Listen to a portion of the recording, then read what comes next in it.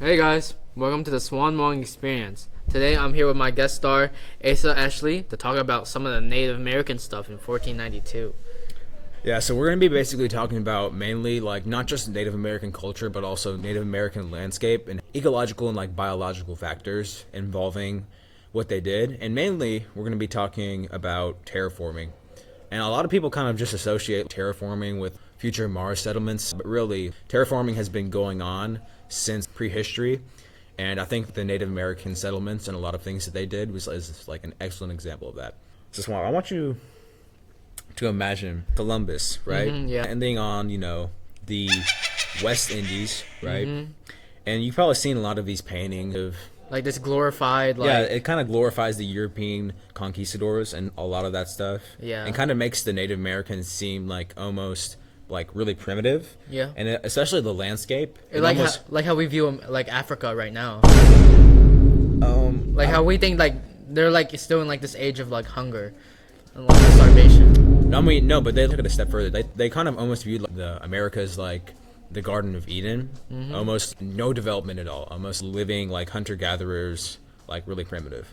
So not even third world. Not even third world? No, they're fourth world, basically. Okay. So a lot of landscapes that we kind of take for granted and think that they just always been there. For some examples, the Great Plains, eastern forests, we have The Amazons. And we also have a lot of savannas and open spaces, prairies in the southeast Americas, southeast North America. And all of that stuff, and I think most of the American continent would not look the same at all without Native American development. So a lot of people kind of think, if you're going to imagine a graph in your head, we're starting out kind of a lot of this is what the European view was. We're starting out development was like this, but then when the Europeans arrived, it was like this, basically. Yeah. But a lot of people say now that the Americas was actually more developed in the 1450s than the 1750s. So if you're going to have a graph, right, the development would be like this and actually go down, but then eventually surpass when we get to the Industrial Revolution and we start really kind of churning out resources from the South Americas, like rubber, and also kind of manifest destiny from the North Americas and the United States. So the first thing that I want to talk about is the eastern forests, in which the people and the Native Americans used. This is kind of the main thing. This is the direct thing that they use. You can kind of think of the ways that they terraformed as indirect and direct. The direct thing would be they know what they're doing. They're terraforming on purpose. And then indirect would be they might have not known that they were terraforming and what they were doing to the land. So the most direct method of terraforming, I think, is going to be burning techniques, because we know from biological evidence that the Great Plains are perfectly capable of supporting lots of trees because there's a lot of moisture content and a lot of rain. So we know that there should have been forests there, but there actually isn't. The reason the Great Plains is there and the reason there's no trees is because the Native Americans burned off all of that land. They were just using it for their farming, their crops. And there's not only in the Great Plains, but there's large savannas in the South Americas, such as the Llanos de Mojos of Bolivia, and a lot of other places in the Bolivar savannas of Colombia. They should have supported trees, and based off biological evidence, we should have seen that, but there actually was none. And there's savannas, and they actually still remain today, even though Native American populations have dwindled significantly. So going back to eastern forests in North America. So a lot of accounts of armies and Europeans say you could just get on your horse and ride through the forest. It almost looked like a park landscape, something in someone's backyard almost. The reason a lot of armies that were marching through could just easily pass all these trees, even though now if you go into the wilderness, like the Mammoth Cave National Park, you really don't see that at all because there's all these shrubs and it's almost impossible to get by. There's all the organic matter that kind of impedes that movement. But since we're talking about biological processes here, what the Native Americans utilized is something called in biology secondary succession. So that's basically where they burned all of these species, and you get a succession of pioneer species and then intermediate species and climax communities. And in these climax communities, you actually don't see as much dead organic matter because it's burned. So you mainly just see trees that they cultivated, and there's also some suggestions of them directly like slashing out weeds to make it more walkable. But again, it was very different. Of course, we don't have that now because the Native American populations are Very European, much like yeah. It's just they're there, but it's not really affecting like the wilderness at this point. No, not at all, because the Europeans were not actually as effective or knowledgeable of slash and burn techniques, so they couldn't control the land as much and basically allowed it to go back to what it was before. So in 1750, the eastern forest, that area was more similar to like what had been before the Native Americans have arrived than what it was in 1450. So there's a lot of change there. Wait, do you know like what stuff was in like the secondary succession? Like what were in the climax communities? What were in the So the type of stuff that'd be like in the climax communities would be like mature oak and hickory forests and stuff like that. Oh, so that's like longer like time. Yeah, longer time, about like 150 years. Oh. Then intermediate species would be stuff like pines, which you actually can see now if you go to like places like Colorado. You can see that's one of the reasons why there's so many pines there, not just because of the high elevation, but also because of the frequent burnings because it's so dry. Oh yeah. But also, so continuing off of the topic of the Amazon rainforests, kind of something that like a lot of people think is really natural and kind of represents like Earth's natural beauty is just, it's really not. It's kind of just, we have a lot of evidence, and this is basically based off of abundance of charcoal deposits, and charcoal is produced when stuff burns. Of course, there's a lot of charcoal deposits in the soil, but of course there's kind of two arguments here. There's like, well, there's the Native Americans could have done this, but also lightning. Wait, which argument are you on? So I'm actually arguing that the Native Americans, well, okay, that's actually good because like we have to establish like a firm argument here. Just so you know, like my overall argument right here is that like the Native Americans like really not just like slightly, but like very significantly altered the landscape of pre-Columbian America, and that's kind of my statement there. Honestly, I kind of agree with you. Like, cause how would lightning create all this like disparity? Because like it's very like not that common for it to like start creating forest fires and if stuff you like take that. if you take over like a long time period, you can see that like it is actually pretty common. But the thing is, if you're comparing the eastern forest to the Amazons, right? It's actually very hard for the lightning to cause fires because the trees in the Amazon are just really not as dry because it's like very moist Oh there, yeah, it's and like, not as ignitable. So and you Yeah. can see that like the burning there is actually very kind of calculated, and you can see that like there's kind of like it wouldn't happen by chance. That's what I'm trying to say. It would definitely has some sort of human intervention there. And so this charcoal that we have as evidence as the like Native Americans did slash and burn techniques in the Amazon also kind of developed it even more because the charcoal in the soil is actually very, very good it's a very good fertilizer for a lot of plant growth. And we can kind of see that going back to North America in the Georgia prairie belt. Native Americans practice slash and burn techniques kind of there. So it's kind of like the southern part, like it's like this kind of southern belt in Georgia. So the soil was very rich in that part that the Native Americans slash and burned. So we can see that kind of like a domino effect. This is pretty interesting, like demographically. You can see that like there is a higher population of African Americans there as a result of the transatlantic slave trade because the farms there were better for producing things to export to Europe. So we can actually see there if you compare the charcoal concentration and kind of things like that and soil fertility and compare it to like modern like of county voting maps, you will actually see that there's a higher that like that belt is actually where a lot of Democratic votes are for those counties. And that's a direct result of the Native Americans making the soil more fertile, which is actually pretty interesting. Well, so you're saying like the Native Americans, which like burned all of these crops, led to like this more fertilized soil in like say like Georgia, which meant like farms down in the south was much more like beneficial than in the north. Mm-hmm. So that's why there's like a huge boost in slaves over there. Well, no, not really, but like it's mainly the main reason why the south farming was better, just because of the temperature and the climate. But the reason that's because they specifically did a lot of slash and burning in that specific belt for whatever reason, and that's why that belt, out of all of the kind of red counties of the South, tends to be blue. Oh. So Okay. what they did in the Amazon is it's very, very, very heavily kind of humanized, a very humanized landscape, even today, because unlike some things like the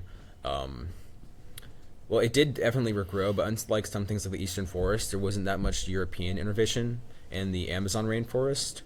And so you can see there that they use like a lot of methods to kind of control. So this thing that they use is called sequential agroforestry. So it's basically they kind of made gardens out of some of these forests, and they would basically use a lot of kind of manipulations and mechanisms in order to kind of build and control the gardens. So they would use, like, they would plant crops, they would transplant crops from different areas to basically build a garden, and they would plant follow crops next to their, like, food crops in order to kind of put the soil, like, make sure the soil is sustainable. So you see some of that sustainability, playing in there. Yeah, I heard like if you like plant the same crop in the same field like over and over, it depletes like everything. Yeah.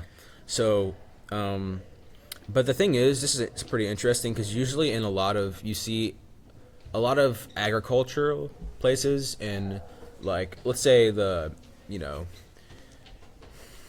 like in plantations in Europe would significantly decrease the biodiversity of whatever, because you're basically you're only planting one crop, and especially like in the modern day, we're basically just planting cash crops, and it really is significantly like decreasing the biodiversity just because of agriculture.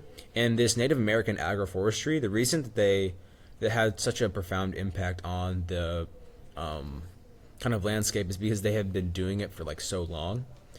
And this is because they were basically able to kind of keep the biodiversity the same, because while they would introduce new crops, they would basically always make sure the Simpson's diversity index was similar, even though that they were planting crops in different areas. But they were making sure to always have native crops there as well. Wait, so you would say like, as the Native Americans were doing this, they were actually like technically like genetically engineering like the future of these crops? Actually, well, not in this instance, but yes, there actually is evidence.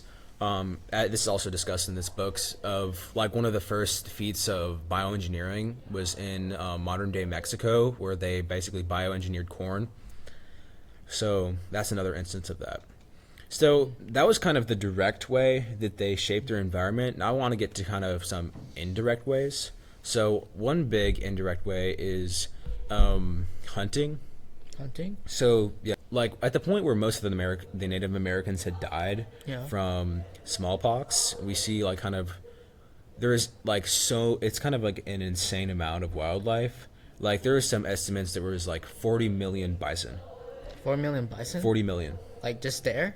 Yeah, because there wasn't Native Americans there to kind of take control of the bison, and so that's the reason why there were so many. But then eventually you can kind of see another one of these kind of like mountain graphs, like the populations of a bunch of these kind of prey animals for the Native Americans was like this, but then once they all died, it went like this. Then due to European overhunting, it went back down again. It's just like that one story with like the wolves and the deers in that one national park.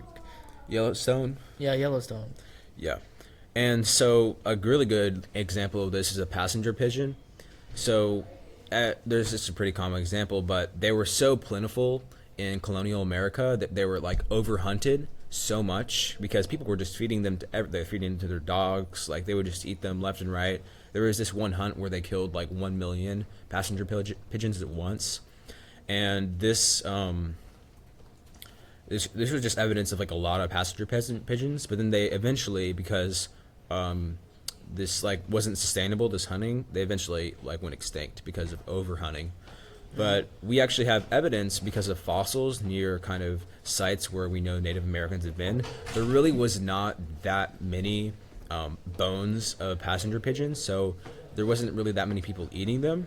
So then that really makes, just because of supply and demand, that directly implies that their population of passenger pigeons was not as high as it was like once all the Native Americans died. So that's like basically the big thing. The Native Americans controlled, because what they wanted to do is some of them would be like, some of them in the plains would have, like, they would have farms, right? And basically what they wanted to do, they wanted to kill all the animals like near their farms, because they didn't want their fields to be trampled by bison.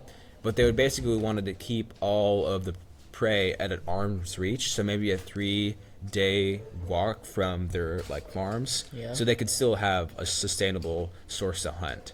So they basically kind of checked the populations of many of these, like elk, bison, a lot of these different animals,